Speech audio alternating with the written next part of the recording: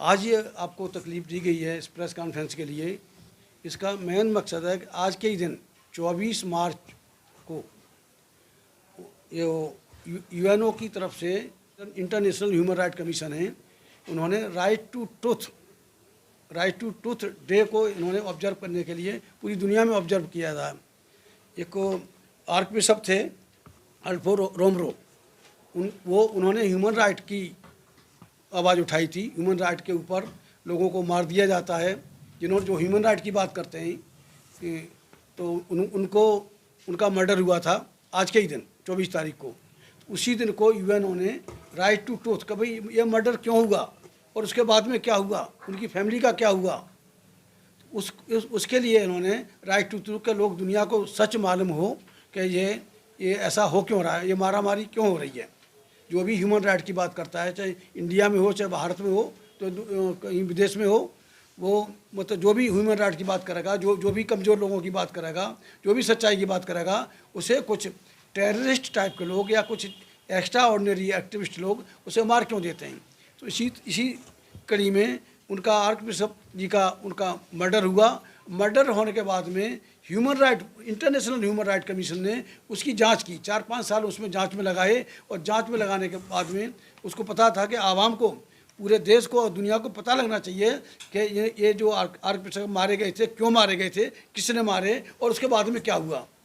तो जो है प्रोटेक्शन ऑफ ह्यूमन राइट, मानवाधिकारों का उल्लंघन कैसे हो रहा है। जहाँ तक दुनिया की बात हम ज़्यादा नहीं करना चाहेंगे, हम अपने भारत में जहाँ तक बात है अधिकारों का बात है, तो ये यहाँ हज़ारों साल से दलितों का, जिन्हें अर्थवाइज शूद्र भी कहा जाता है, SC ST OBC का, हज़ारों साल से यहाँ पर शोषण हुआ, उत्पीड़न हुआ। उनको देवर किक्ड एंड किल्ड एंड मतलब उनका इस तरह से उनका शोषण हुआ कि उनकी आवाज़ बंद रही हज़ारों साल से।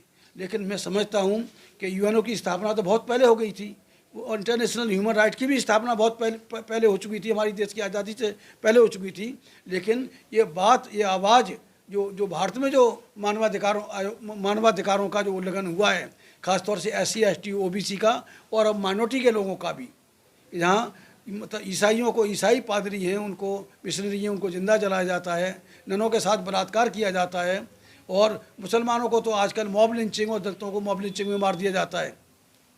तो क्या इंटरनेशनल ह्यूमन राइट कमीशन गूंगा बहरा हुआ है कि उसको इंडिया में जो कुछ हो रहा है उन्हें पता नहीं। और वो भी हज़ारों साल से, लगभग 100 साल से मुसलमानों के साथ में वही बदसलूकियाँ हो रही हैं, उनको मार दिया जाता है। अभी पिछले मैंने करीब 4-5 महीने से बराबर मैंने कई राज्यों का दौरा किया, वहाँ देखा कि किसी भी आदमी को, भाई गाय को माँ कहते हैं, गाय को माँ कहने वाले उसको हिफाजत से रखें, उसको हिफाजत से रखें। अगर उसको नंगा लावारिस खुला छोड़ देंगे तो कोई भी कुछ भी करेगा। और आप देख रहे हैं कि यहाँ दिल्ली के अंदर भी देख रहे हैं कि गाय कहीं कूड़ा करकट खा रही है, कहीं कुछ खा रही है, कोई सब्जी वाला उसको डंडा मार रहा है। और तो माँ तो बड़ा इज्जत वाला शब्द है, और माँ की उसी हिसाब से हिफाजत होनी चाहिए। हिफाजत आप नहीं कर पा रहे हो और कसूरवार दूसरों को ठहरा रहे हो। अब एक और अभी बात आई, अभी जो नासिर और जुनैद के यहाँ उनकी जो हत्या हुई है, गाड़ी समेत उनको जिंदा जला दिया, और उन पर आरोप था कि भाई गाय की तस्करी करते हैं। तस्करी शब्द है, मैं कस्टम डिपार्टमेंट का अफसर रहा हूँ, और तस्करी शब्द होता है कि जो अपने देश से, देश की सीमा से बाहर से कोई चोरी छुपे कोई सामान लाया जाए या बाहर भेजा जाए, वो तो तस्करी है। और देश में कौन सी तस्करी है। और हालांकि जो जुनैद और जो नासिर थे, ये तो कोई गाय को भी नहीं ले जा रहे थे। और भी बहुत सारे ऐसे केस आए हैं। 2017 की बात है, मजलूम अंसारी को, जो झारखंड के थे, उनको मार के पेड़ से लटका दिया गया। एक और लड़का था उनके साथ में 12-14 साल का, उसको भी मार के लटका दिया गया। और मतलब हज़ारों वारदात हुई हैं, और उसमें मरने वालों में सबसे ज़्यादा लगभग 6,986 तो 2016 में मारे गए थे मॉब लिंचिंग में, और 9,016 मारे गए थे 2017 में। ये नेशनल क्राइम रिकॉर्ड ब्यूरो के जो आंकड़े हैं। तो आप देखिए, एक साल में इतने लोग मॉब लिंचिंग में मारे जाते हैं, और उसमें सबसे ज़्यादा मारे गए यूपी में, और दूसरा नंबर हरियाणा का है। और जितने जो मॉब लिंचिंग में मारे गए, ये नहीं कि खाली मुसलमान में मारे गए, लेकिन 25 लोग अगर मारे गए हैं, उसमें 21 मुसलमान मारे गए मॉब लिंचिंग। जो यहाँ का भी जो देश का कानून है, उसको भी ताक पर रख के लोग मारामारी कर रहे हैं। तो आखिर क्या यहाँ का ह्यूमन राइट कमीशन हमारे यहाँ में भी है, नेशनल ह्यूमन राइट कमीशन है, और भी तमाम एजेंसियाँ हैं। हमारा ये माइनॉरिटी कमीशन है, SC/ST कमीशन है, क्या ये कमीशन उनकी गलतियों पे ही पर्दा डालने के लिए हैं, मारने वालों के साथ खड़े हुए हैं, क्या उस समाज के लिए साथ खड़े हैं जिनके लिए कमीशन बनाया? तो यहाँ जो भारत में जिस तरह से हो रहा है, मैं नहीं समझता पूरी दुनिया में कहीं और हो रहा हो। जब से बीजेपी की सरकार आई है 2014 के बाद में, हालांकि मुसलमानों पर पहले दंगे होते थे, दंगों में मारे जाते थे, और दंगों में ज़्यादातर दलित और आदिवासी और पिछड़ों को इस्तेमाल किया जाता था।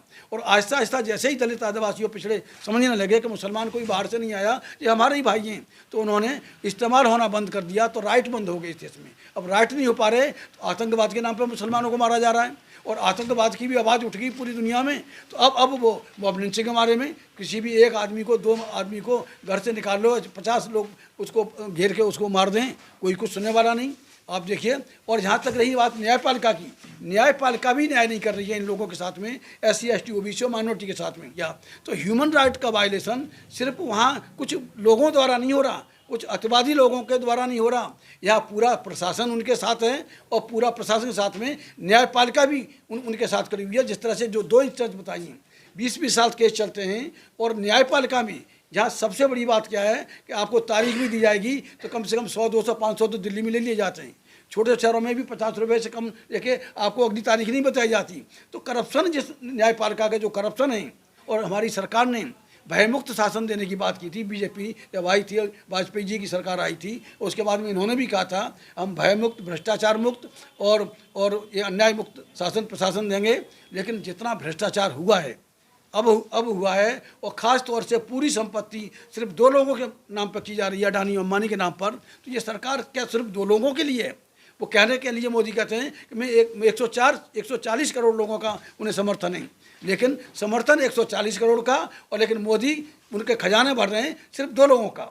EVM बहुत बड़ा फैक्टर है, कोई भी बीजेपी को वोट नहीं देना चाहता, लेकिन EVM के बल पर ये सारा मैनेज कर रहे हैं। EVM में चिप है, चिप में प्रोग्रामिंग होती है, प्रोग्रामिंग को जैसे, और रियल टाइम क्लॉक भी है। अगर आपने पहले से डाटा फीड करके रखा है तो हफ्ते, अगर 8 दिन का टाइम दे दिया, 15 दिन का दे दिया, महीने का दे दिया, जो 7-7 चरणों में चुनाव होते हैं, जिससे कि उनको पूरा पर्याप्त समय मिल जाए और उसमें रियल डाटा ऊपर आ जाए। इस तरह से EVM के खेल से जहाँ लोकतंत्र को प्रजातंत्र को सत्यान तहस नहस कर दिया है, डेमोक्रेसी का मर्डर इस देश में हुआ है।